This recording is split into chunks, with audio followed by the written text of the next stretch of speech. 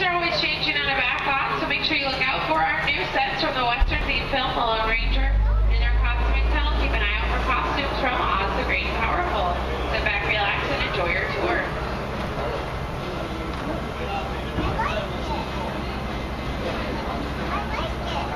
Hello everyone, my name's Don and welcome aboard. We're heading into the backlot of Disney's Hollywood Studios. This production area was built in 1988 as a Florida counterpart to the Walt Disney Studios in Burbank, California.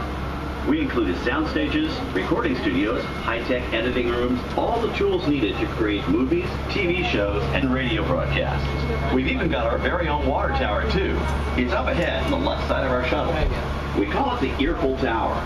It's inspired by the water tower Walt Disney had built for his Burbank studio in 1939. Our Florida tower stands a lucky 13 stories high, and we added our own creative touch, a giant set of Mickey Mouse ears. If you wanted to wear those ears, you'd have to have a hat size of 342 3/8. Up ahead, after the next bend in the road, you'll have a perfect opportunity to take a picture of this famous icon. In the world of entertainment, every project starts with a screenplay and a lot of creative ideas. A production studio is where the ideas of writers, producers, and directors are transformed into an on-screen reality. Within these huge spaces, filmmakers can literally create their own world. Our Florida sound stages are soundproof, weatherproof, and most importantly, air-conditioned, all vitally important for the cast, crew, and equipment. Many of the crafts needed for filmmaking are located right here on the lot. On the left, we have our own greens department. It grows flowers, trees, shrubs, and topiaries. A few well-placed plants can cover up empty spots in the set and add a touch of natural beauty to a scene. On the right are two of the aircraft from the 2001 blockbuster hit Pearl Harbor. These exact full-scale replicas of P-40 fighters were used in the special effect fight sequences. Of course, many of the planes you saw flying through the aerial battles or sitting on the ground weren't real at all. They were created entirely within a computer. Oh, keep your cameras focused to the right. We're coming up on that perfect angle of the Earful Tower I told you about. It's a true masterpiece.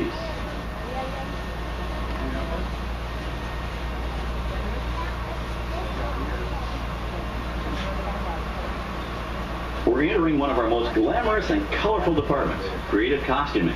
Every star has to have just the right wardrobe, and it all begins here with a designer's sketch. Our team of designers, seamstresses, and tailors can turn 1.5 million yards of fabric into over 25,000 costumes every year. Many of these costumes will become part of the shows and attractions of the Walt Disney World Resort. In fact, here in Florida, we have the largest working wardrobe department in the world. Why, Mickey Mouse alone has over 175 different outfits to choose from, while Minnie Mouse keeps more than 200 unique costumes in her wardrobe. On the left are costumes worn by the stars in recent studio productions. You'll probably recognize some of those costumes from the big screen. Every story needs a setting, and our design staff can create just about any place a script calls for, from an urban city street to a remote desert canyon. On the left is our scenic shop where large-scale sets and props are built. Our team of set designers, carpenters, artists, and engineers has created caves and caverns, game show sets, even replicas of the U.S. Supreme Court and NASA's Mission Control, all on our sound stages. The shop also provides sets and props for our shows and parades here at Walt Disney World. The same skill and craftsmanship that goes into a movie set can also be used to create magic for our parks. Either way, it's all about making dreams come true.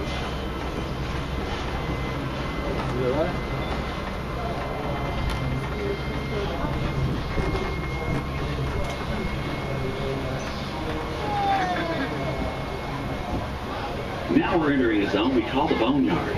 It's an outdoor storage area for oversized props and vehicles. Cars, trucks, boats, planes, we often save these props in case we need them for future production. In this backlot collection, you may find real working vehicles, non-working mock-ups, and even large-scale miniatures used in special effects shots. Large-scale models create a more convincing illusion on camera.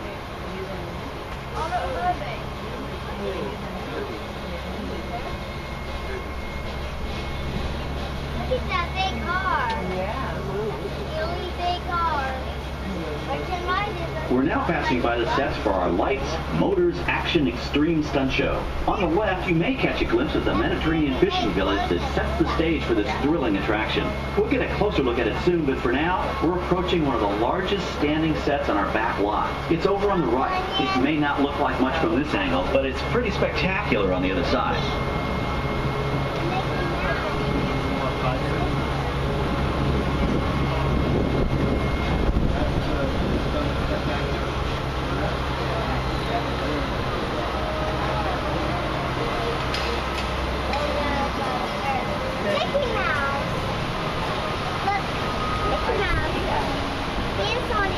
This is great, folks. The production crew has just given us clearance to enter the set.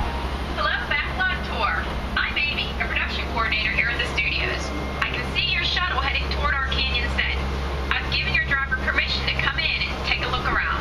I'm up here with our effects crew, and we're getting ready to shoot a test sequence. Oh, on the way in, you're going to be crossing a wooden bridge, and things may get a little bumpy, so please, hold on to your belongings, especially hats, earbuds, and glasses, and keep an eye on any small children in your party. And of course, please remain seated at all times. Welcome to the set. As you can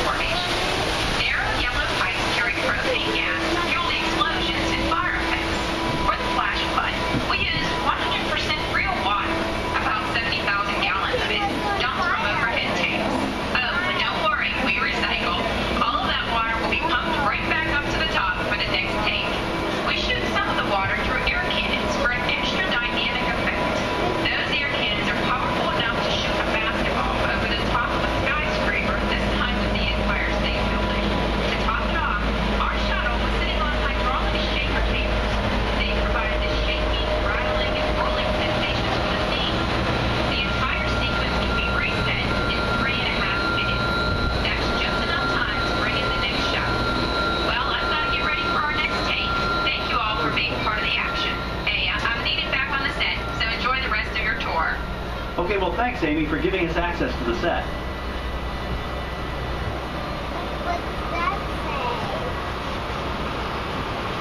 Hi everybody, I'm Bob Ganaway, director of the new Disney Toon Studios animated feature, Planes, Fire and Rescue. Looks like the historic aircraft on the right is getting into the spirit of our new film.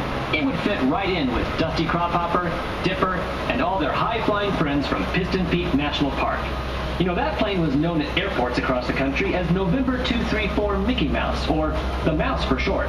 Back in the early 1960s, Walt Disney himself used this plane to scout locations for what he referred to as the Florida Project. His team purchased many acres of land here in Central Florida, but they kept the Disney connection a well-guarded secret. Eventually, the secret was out, and the Walt Disney World Resort became a reality. Enjoy the rest of your tour, and I hope you enjoy Planes, Fire and Rescue.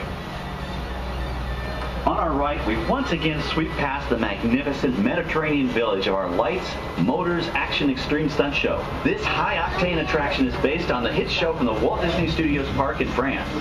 In this action-packed production, you'll feel like you're right there on the set during the filming of a spy thriller, complete with custom-built cars, motorcycles, even jet skis. You'll experience the split-second timing, coordinated driving, and fiery special effects that make action movies a real blast. The staging area to our right is known as the Acceleration Alley. Here, the custom-built stunt show vehicles rev their engines up to 70 miles an hour before making their high-speed entrances onto the stage for our Lights, Motors, Action Extreme Stunt Show. Of course, these are professional stunt drivers. We hope you'll enjoy their daring driving skills, but please, don't try them yourself.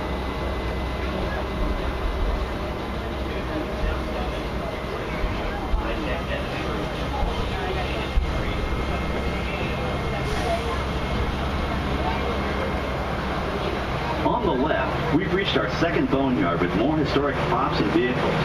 When we reuse older props in a new production, they're often refitted with custom parts and given a whole new color scheme. You might not even recognize them the next time you see them on screen. For instance, coming up is our friend Herbie the Love Bug. He went through a special demolition derby makeover. Those dents and dings were added on purpose, but he can be polished up as good as new for his next starring role. It's all good for me to go.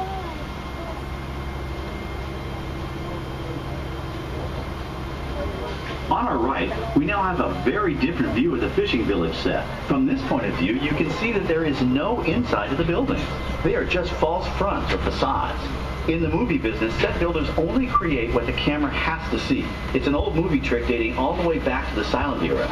To add to the sense of realism and avoid the cost of set building, many of today's television shows and movies film on location in cities and towns across the U.S. But out in the real world, you've got to contend with noise, traffic, crowds, and various visual elements that may or may not belong in your film.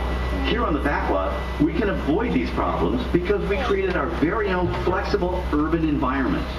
Our Streets of America facades can stand in for a small town or a giant metropolis. As we come around the last corner on our route, you'll see the skyline of New York City in the distance. It's really a series of painted flats, expertly designed to fool the eye and the camera.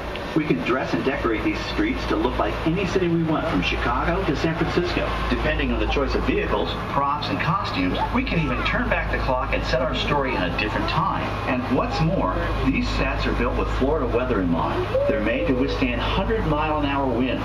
You're welcome to visit our Streets of America anytime during your visit today and get an up-close look at the skills of our set designers and builders.